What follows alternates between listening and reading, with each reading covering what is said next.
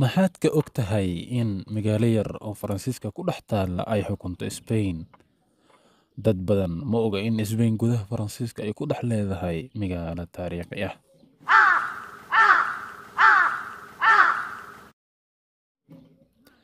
Ku soo dhawaada muuqaalkeena maanta oon safar ku tegi doona qaaradda Yurub, si gaar ahaaneed dalka Faransiiska, annagoo u sii gudbi doona magaalo yar oo taariikhi ah.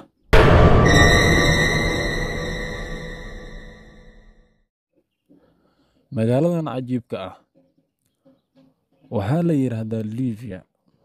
Waxay ku taallaa waqooyiga dalka Spain, gobolka Catalonia, laakiin dhul ahaan waxaa ku hareeraysan waddanka Faransiiska.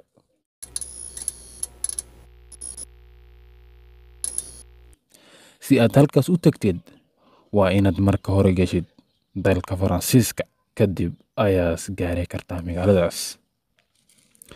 Livia waa sida jasiirad dhul ku dhex taalo oo Spain ay leedahay, balse aan la xiriirin gudaha dalka intiisa kale.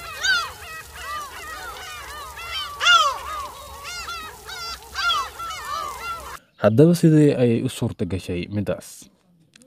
Aan u laabanayaa qarnigii 17aad.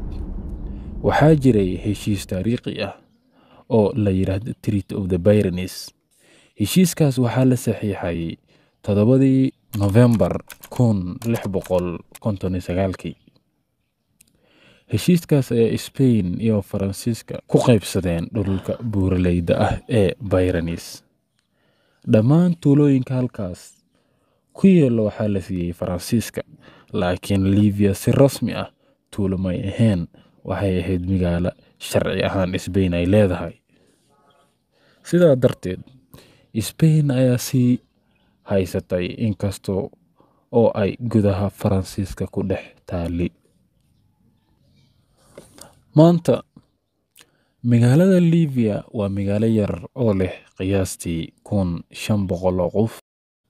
Deegaankaasi wuxuu leeyahay waddo gaar ah oo loo yaqaan Road of the Treaty, taasoo sharci ahaan u oggolaanaysa dadka degan inay gudaha Faransiiska soo maraan si aan la xannibeynin.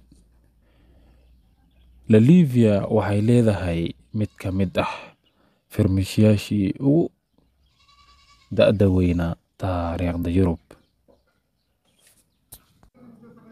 Sidoo kale, magaaladan waxay leedahay qalcado taariikhi ah iyo dhismooyin soo jiidanaya gaar ahaan dalxiisayaasha.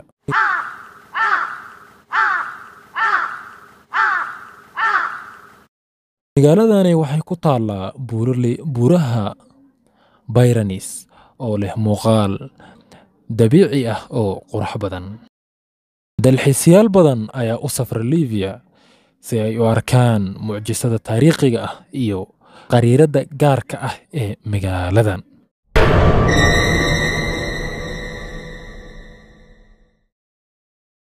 Haddaba Livia waa Spain, balse gudaha Faransiiska ay ku dhex taallaa. Tani waxay muujinaysaa sida taariikhda ay u bedeli karto qariirada dalka. Haddaba muuqaalkeena maanta waa naga intaas. Haddii aad intaan soo gaartay, subscribe noo saar. Tani iyo kulan dambe iyo muuqaal kale oo xiiso leh.